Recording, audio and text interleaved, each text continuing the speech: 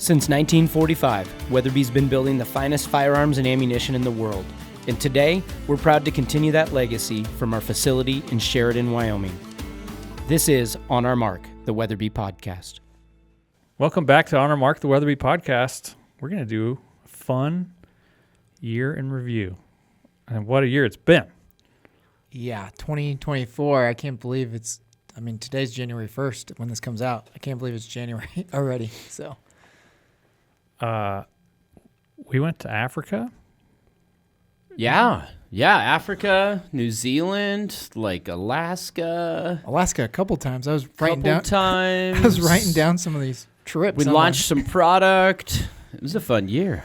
We're not going to have time to talk about all the product that we launched, but I want to just list it out really quick because at the risk of sounding like we're patting ourselves on the back, that's not the goal, but it's just a reminder of all that we've done. And then we'll maybe each pick one of our favorites that we launched this year. So in no particular order, we did the Mark V Live Wild. We did the new Mark V Backcountry Guide and Guide TI. We did the Model 307. Well, lots of models there. Adventure SD, Alpine MDT, Carbon, Range SF, Alpine CT, the Hush Edition, additional builder's actions. We've got the Vanguard, the new Obsidian, the Spike Camp, and all new shotgun family, the SORIX, multiple patterns, the Orion Compact, the 28 gauge side-by-side. Yeah. Yeah, that was a long 2024. No wonder I'm tired. Hey, man, it's been a year. And we're not done. There's more stuff still coming. Well, for 24, I think we're done. Because that'd be like, we're recording this like the 30th. Yeah, it's the 30th of December. So let's no not more launch launches. a product tomorrow. No more launches this year. It's official. But shortly after, on the 2nd, tomorrow, we're going to launch a new shotgun. Yeah, January, we're going to kick it off. All new shotgun on January 2nd. That's your teaser, though. That's not what this podcast is about. This is about some of the stuff we've done this year. It's been a fun year. I'm just going to kick it off. I think my favorite launch this year was the 307 Alpine CT. Man, it's a great rifle. Like a great package, man. For a lot of reasons. I just think that dollar for dollar in that $2,000 price point, there's nothing else on the market that comes close to that feature set. And we wanted from the very beginning when we launched the Model 307, that's the thing we had in our minds that we wanted to get out and do. We wanted a carbon fiber stock with a carbon fiber barrel, and it to check all those boxes. It looks sweet. It shoots even better, and yeah. I think one of my favorite things about the Alpine CT launch in the 307 was just the overall feedback. I don't know from users, from customers that are out there with it. It's just, it looks good. It feels good. It shoots really, really, really good. I would say to me, of all these launches, perhaps the Model 307 Alpine CT is getting the best, I bought that gun and I'm in love with it. It's shooting lights out type of feedback. Would you agree?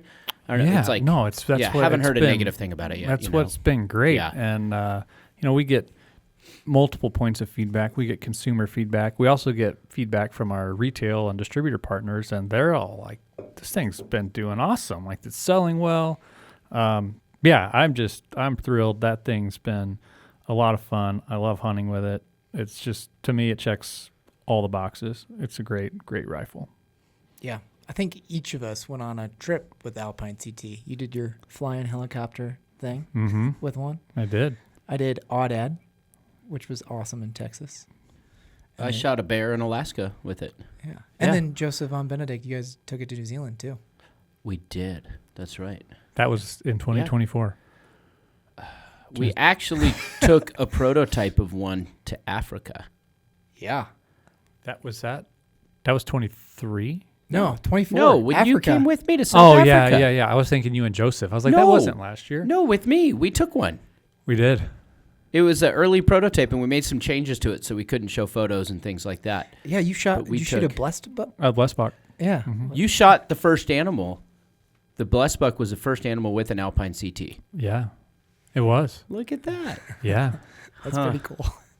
Yeah, it was literally that blessed buck too. Not just side thing in Africa. It was like we're all done with the hunt. We were just ready to go home, and we were gonna leave. And then it was like, hey, we have like 45 minutes. Let's just go do a quick drive and see if we find something. We're like, oh, there's a nice blessed buck, and then Luke shot it. Literally the whole entire trip, we were like, you know what, we don't want to just truck hunt. Like we want to have like a really cool experience. We want to get out and stalk some animals, and that one was like, this is a very short window. It's either going to happen or it's not. We're not going to be picky, and got a great one from the rack on top. 6.5 RPM, wasn't it? It was. I think, yeah. It was 6.5 RPM. Yeah. That's sweet. Yeah. It was awesome. We don't always truck hunt, but when we do, we have a blast. Yeah. When I don't always, I always joke. I say I don't always truck hunt, but when I do, it's for antelope. Yeah. Or blessed buck. Yeah, which is a subspecies of antelope, I believe. Tyler, what was your holds favorite true. launch of the year? My favorite launch was definitely the SORIX. Oh, that's so surprising. Yeah, the waterfowl guy in the room. Yeah, no, that launch was just so fun. I felt like from a marketing standpoint and just even product development standpoint, we had that shotgun dialed in. We had all of the fall before. We took it to so many different places. Like that went to Canada, Alaska, California, Arkansas. It was just a really fun launch to put together. To like you have this shotgun that comes together that's been in so many different flyways. I just think it really had a lot of life to it, I guess. I don't know. There's just something about that launch that I liked a lot. Yeah, it was a really fun one. I mean, to me, what I really liked about the SORIX was it was very different. I think it was disruptive in the market in a good way. There had not been a sponge painted shotgun prior to the SORIX, still not to my knowledge. Left-handed bolt. Left-handed bolt with the switch system. Like it's just got a lot going on that I think is really neat. That's a really good price point. Got a lot of features. Awards now. Yeah, So, some awards yeah. too. The Shotgun of follow-through the was year fun. from Yeah. multiple places. So it's a great shotgun. I love hunting with it. Yeah, I love that it's Italian made, but then just that hand painted finish assembly, all that here in Sheridan is just something that we haven't really done before. And it just like I feel like that shotgun has the soul of Weatherby in it. I don't know. Every time I pick one up, it's a little bit with that sponge paint. It's a little bit different. Yeah. Everyone's unique. So yeah, I get a lot of compliments too from people on the sponge paint. They like that aspect that someone had that in their hands and they are literally painting it. I love every time I give a tour, people are like, wait, you guys do this by hand every time? I'm like, yes, we do. Yeah, which is incredible. Yeah, pretty neat. Adam, what was your favorite? Well, it's just not surprising that it's probably the Backcountry Guide series. I mean, it was fun to really put the carbon fiber barrel kind of on the Mark V Backcountry there to kind of update the barrel lengths a little bit. I mean, I've used those Spartan carbon fiber bipods and tripods like since Rob Gearing set up here in the U.S. or before he did. I mean, 8-9 years ago, probably. So to have the gunsmith adapters in the stock, like it was fun. And then we went to New Zealand with it. We shot a lot of stuff. Brenda shot her chamois. I did too with it in the guide. The elk hunt I did with Remy was a Backcountry Guide TI in a 300, and then made up a special one for Brenda in the Backcountry Guide TI for our Colorado hunt. So just hunted with it a lot. It was, it kind of that top of the line Mark V I had a blast with. Now, some of these others, as I look at it, I really enjoyed the Adventure SD because we took it to Africa. So it was fun to take a wood gun 307 to Africa. And we actually shot most things with that. We took it in a 300. Yeah, we did. And at the end of the day, we just pretty much shot most things with that. And it's cool to shoot with wood, kind of wood stock gun in Africa. So that was really kind of fun for me as well. And then, so that was probably second place for me of what I hunted with. On the Backcountry Guide series, you've always been an advocate of Spartan adapters, so I think it's just as cool that it's in there. Yeah. And then when we saw Rob at Roundtable, like a media event that we went to, back in July, he was so excited, like genuinely excited. I'm like, Yeah. this is just right. To have these adapters in there, it's just like Yep, Adam, you've been an advocate for those for a long time. Now to see it in a product and then just to see his reaction was really, really Now cool. it drives me nuts when I put one and screw on the thing on the outside that's not inletted into the stock. It's like, this is so 2020.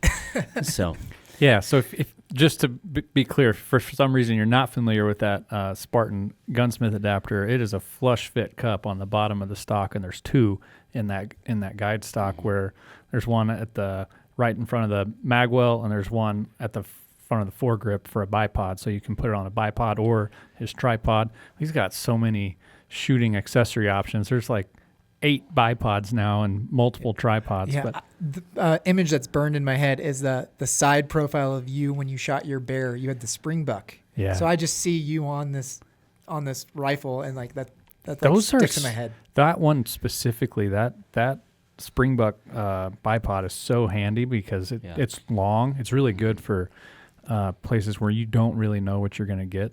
Alaska, for one, like you don't know what the tundra or the rocks or the brush are going to offer, and it turned out we needed the height. Yeah, that was cool. Yeah. I did also hunted with the MDT Carbon and the 6.5 RPM with 22-inch barrel with the folding stock on that goat hunt with Steve in Alaska. And so that, to me, the brush in the terrain we did on that goat hunt, to have a gun, if you're watching the YouTube thing, it's packed on my pack right there, just was so compact. And I don't know why, I just... that particular day that we went and shot that, those 12 hours on that mountain would have been miserable if we didn't have that folding stock. It was pretty cool. Yeah, I did an Idaho elk. Same thing. Yeah. Folded up, short barrel. Pretty awesome. And the mountain whitetail that I did was with Alpine MDT Carbon. It's pretty practical. It's pretty fun. So There's so much. Like it was a fun year. I ended up hunting a little less this fall because we had a bonus baby towards the end of hunting season, so I had to stay pretty close to home. But that's been just a huge blessing for our family. But just kind of staying back and trying to man the fort here while you guys were out. Thanks, Luke. Putting stuff down it was really fun. It was a really fun time.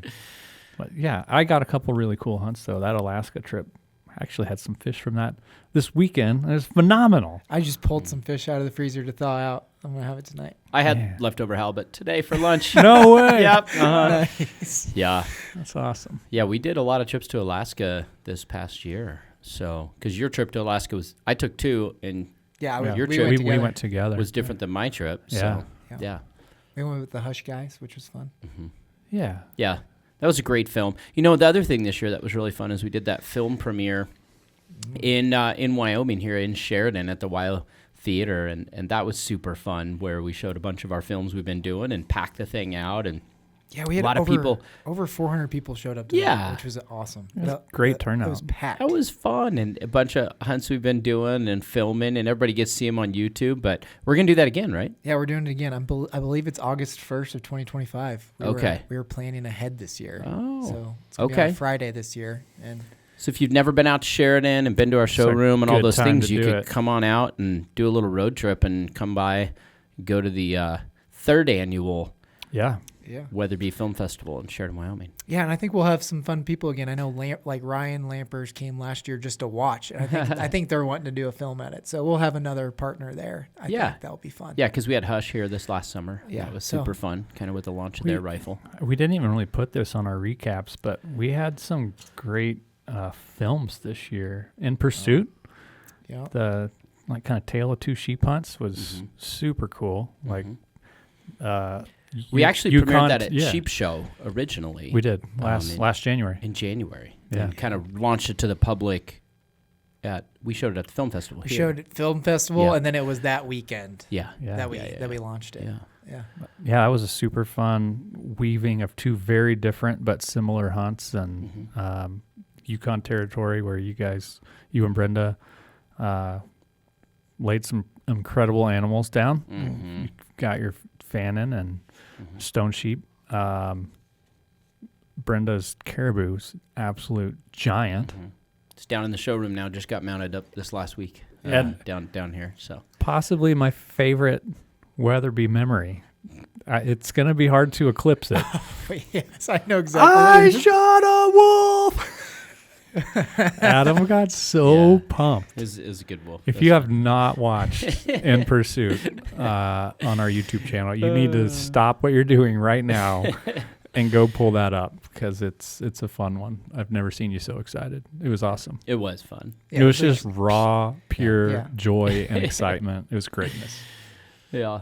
No, we did have some fun ones. That Colorado elk hunt did real well too. Just a lot of great response on that one. That was fun. Most of my biggest bull elk, and that was super fun. The hush film you guys did, I just thought was really fun. Just fast paced. It was a fun catching hunt. fish, shooting bears. That was really neat. The edit for that, they just did a great job with making it exciting. From a views perspective, it didn't get the most views, but I think my favorite film this year was the Africa hunt. Yeah. Well, it brought in the human element instead of just hunting. If you haven't seen it, it's called The Bush Provides, and Luke filmed and edited it. But a film that we did with a friend of mine who's a missionary over there, and it really combined a missions trip to a small village and doing some things there and some meat distribution, also combined with a hunt, and the hunt helps fund what they're doing there. And so if you haven't checked it out, it's Pambili Safaris over there, and it was great. Lukey did a great job, I think, capturing that. It was fun. It was fun. On film, real different, to really kind of have the human element with it. So yeah, I mean, usually I don't edit the films, but it was the plan was I was not going to edit the film, but then when we got back and started thinking how we're going to put this one together, it's like, I think I'm going to have to do this one because Kobe wasn't there. Yeah, it's just hard to tell that story if you didn't get to see it firsthand. Yeah. Like, Kobe's done incredible on his several edits that he's done. He's way better than I am, for the record. But I just don't. I mean, I've never been to Africa, and I can still that gives a little insight to what you guys did and saw. But I still feel like I've got to go there to really understand that. Just the rawness of it. It was very cool. It was a really cool way to do Africa. We had new products that launched later in the year. Yeah. We had a great reason to be there. Beyond that, it was really just a fun time. Yeah, if you're looking at doing maybe a first safari, doing something in South Africa, the whole thing with Pambili Safaris is a portion of it, goes directly into their communities over there, and it's a pretty cool thing. You should check it out. Also, New Zealand. Oh, yeah. I think, Kobe's been on here. If you've watched some of our films on YouTube here past, a little while, Kobe's just really young man that's just growing, in his skills. And I just thought some of the footage that he captured over there, amazing, was odd. What's it called again? The film? Oh, There and Back Again. There and Back Again. Yeah. Little J.R. Tolkien Hobbit reference. But I thought he did a phenomenal job with that film. So that's some of his best work. Mm-hmm. Yeah, it was fun. And he fell off a mountain and lived to tell about it. So. I don't want to put you too much in the hot seat, but you did something this year that you haven't done a lot of in the past, which was tried a little bit of archery here in Wyoming. Mm-hmm. I don't know if you want to share a little bit of that story or not. The successful or unsuccessful parts? You decide. Yeah. I'm not I don't call myself an archery hunter by any stretch of the imagination, but being out here and just watching critters run around, it's fun to get out early and chase them. But I'm not a proficient archery hunter. Archery's hard, no matter what. It is. It is. So I ended up shooting second antelope buck. Had a fun hunt with that. Shot antelope a few years back, archery, and so was able to do it again this year, and that was fun. It was like 70-yard shot or whatever, and it was super fun. The crazy part, we haven't really told this story, is I hunted a nice mule deer buck this year, early season, that I'd seen in the summer and come across it in velvet and kind of been watching it during August. And then when September archery started, I got a little fanatical about it, probably left work early, came in late, hunted it. Took a long lunch. A lot. And at the beginning of September, and the long story short is Brenda shot it opening rifle October 15th. Big long story. That's the story that could be about an hour. I unsuccessfully hunted it for a lot of days, and it died during rifle, which goes to show you it's the better tool. It is. It is an upgraded tool. It is. I burned a lot of PTO this year trying archery. Yeah. What was your quote? The only thing archery hunting is good for killing is PTO. Yeah. Adam told me that. Like I came in, he was having his archery struggles, and then I hunted 14 days on an archery only tag that I drew here, and he's like, you know what, Tyler, I've learned a lot of things, and archery hunting is only good for killing PTO. So I was like, oh, that's very true. Very true. I put in for an archery only tag this year and did not draw it, but we'll see. Maybe next year. Maybe next year. We'll see. As we look forward a little bit, next year's pretty special. 80-year anniversary coming up. It is 1945, so we'll be on 2025, 80 years later, which is It's crazy. It's crazy to think about. So so we'll have 80th. We're gonna have some maybe just to tease that a little bit. I think we'll that's probably okay. Have maybe a little bit of legacy-ish, kind of ode to the past product-y things in 2025. Is that safe to say? Yes. Yeah. That was very ambiguous. But yes, Stay we will have tuned. that. Well, we can't say anything more. No, we can't. But I would actually say we have several options coming your way. Mm-hmm. yeah, there's going to be more than one thing that some of you longtime Weatherby, the ones that like write us hate mail about the new stuff. You're gonna like a couple of these things. You are. Yeah. Yeah. We listen. Sometimes it takes us a long time to actually react, but we listen. So there's we got to participate in a really cool video series, American Made. Yeah. Yeah. And actually showed that to my parents this weekend. Huh. They're visiting for Christmas, and you talk a little bit in there about legacy and about what that means to you and the family and to the brand. And I don't know, I'll put you on the spot here. We didn't rehearse any of this, but maybe a little bit on.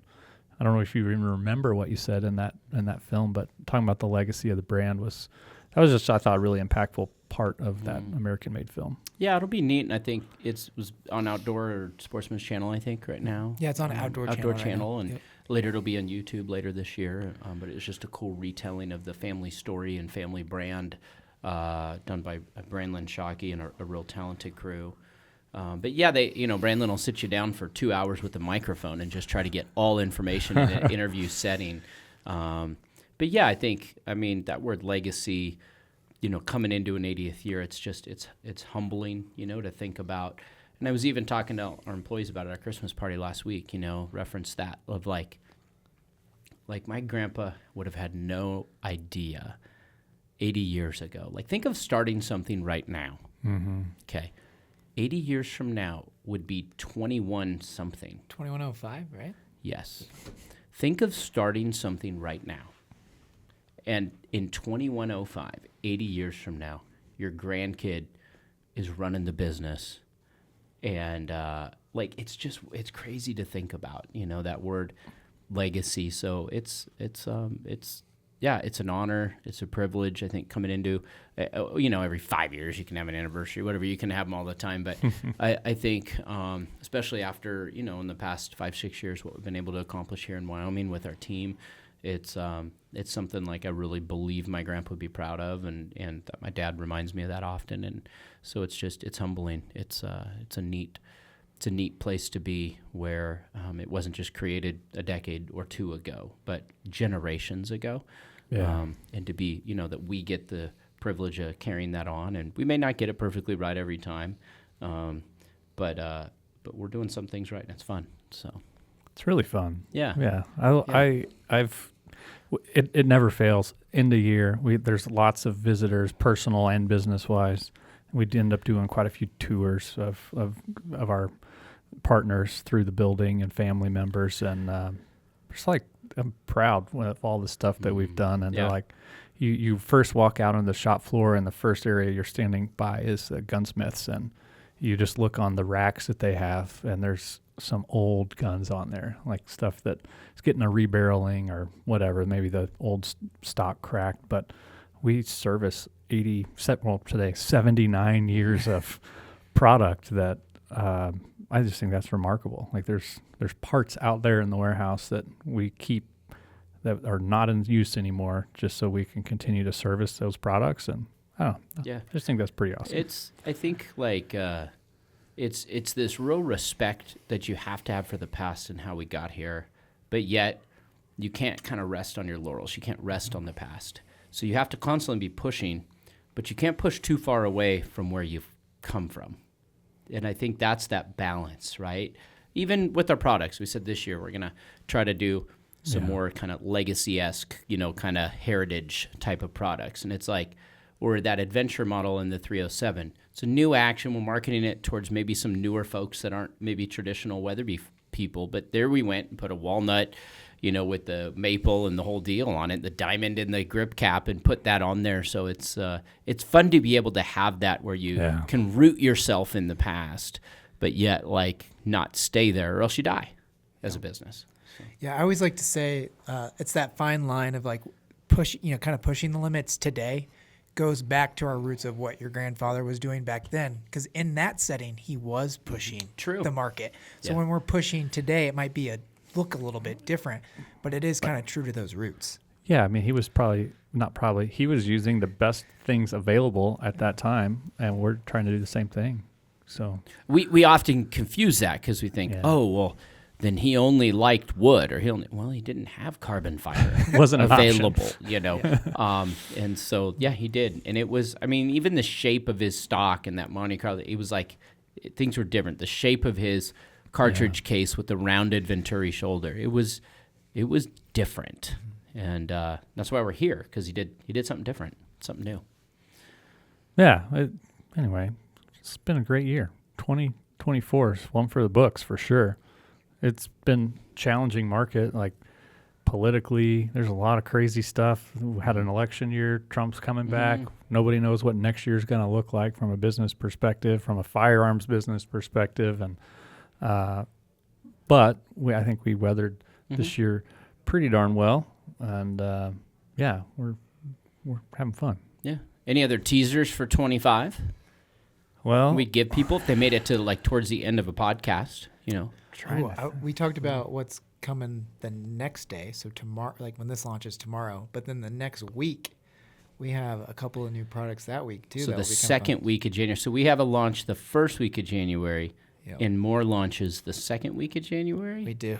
This is crazy. Yeah. And then more after that. But there's definitely going to be. We have two pretty big ones on January 7th and January 8th. We have kind of a two-parter. Yeah. Yeah. Ooh. There's been some still teasers. a lot. Yeah, I'm looking forward on in my mind. I'm looking at the list that's in the works, and I'm comparing against this list that we did in 2024. And 2025 is going to be real similar. It's a lot going on. This isn't really a spoiler, but the one on Federal's been teasing a bunch of stuff on their social. They have. So just if you want to know, we got to help a lot in that launch. So we got some cartridge stuff that they've been teasing. So I'm not giving away too much, but that one's gonna be pretty fun because it's gonna be good. So. Yeah, and I think that's a good teaser because people are like, wait a second, you helped a cartridge company with a cartridge in development? And yes, we did. And I think they came up with a pretty cool thing, and we have quite a few product offerings that are going to go along with that. So yeah, and I think that kind of synergy is fun, especially because we've known about it for almost 2 years now, right? Year or two, I don't know. Oh yeah, probably close to 2 years. Yeah. Yeah, the firearm industry it's interesting. It's a small industry. I joke sometimes like our whole industry is like the size of Apple. But I think that it's neat because we make things that for us specifically, people get to provide meat for their family primarily. Also, a lot of enjoyment and pride and ownership. But we have a small industry. It's close knit, and we've got some really good connections and partnerships across the industry. Some people might look like competitors at face value, but they're also suppliers. Sometimes we supply them. It's a really unique business, and we like to support our our contemporaries. And I think overall, when the industry is doing well, everybody wins. And it's been fun to participate in that. Yeah, and it's fun to see people innovate in an industry that's maybe historically not as innovative. I mean, I always joke we're using brass with like a primer and powder and a projectile. That's not new in my lifetime. No, it's the not. Same thing. Yeah. It's fun when people are doing new things. So that's it's neat. Competition breeds innovation, right? That's what they say. So you only get better if you have a good competition. Yeah, and back to the teasers, I think we're going to be doing some additional options in our custom shop. Yep, we'll have some of those. That's coming out. soon. That's coming in January as well. That's all I'll say about that one. Oh, that's January. January. I can't keep track. Tyler knows launch dates, by the way. We have a lot of cool things coming in that. Yeah. So I better get out there and start hunting with all this stuff, right? Because it's not my job. Yeah, for sure. I think Tyler and I are going to try for some ducks in the morning. That weather is turning terrible. It's like blowing sideways and getting really cold. It should be the perfect recipe for an awfully good duck hunt tomorrow. Yeah. We got to go and the final testing day before. Yeah. Day before testing. launch. Yeah. Grabbing the content when we can. Should be a good morning. Yeah. It's going to be a good year, 2025. A lot of unknowns. It's fun. It's a blank slate. Who knows what's going to happen, but the best we can from a business perspective, we're going to roll out some cool new things that we think are going to make end consumers happy, make them more effective in the field. And any final thoughts, Adam? No, I mean, I'm starting off the year with a bang this weekend. Marrying off my first. So major milestone. Brenda and I are handing over our daughter to a young man and doing that this weekend. So, if you think about me this weekend, just shed a tear for me because that's what I'll be doing. Love the young man, and it's going to be awesome. But I got that this weekend, so I don't miss all this hunting and business stuff. We got a wedding under mine this week, so. Nice. Yeah. It's a lot. It's fun. I know. It's going to be a stressful week. I know, right? Yeah. Enjoy it. It'll be a fun start to the year. No, Enjoy it will. Well, thanks for listening. Stay tuned. Make sure you follow us on or subscribe to our email list. It's probably the number one way that you can make sure you stay informed of all the launches that we've got coming. I'll also be on social media too, but thanks for listening. Tyler, you got anything? No, that's all I got. 24 was great, and I think 25 is shaping up to be better. So let's go. 80 years. Let's do it.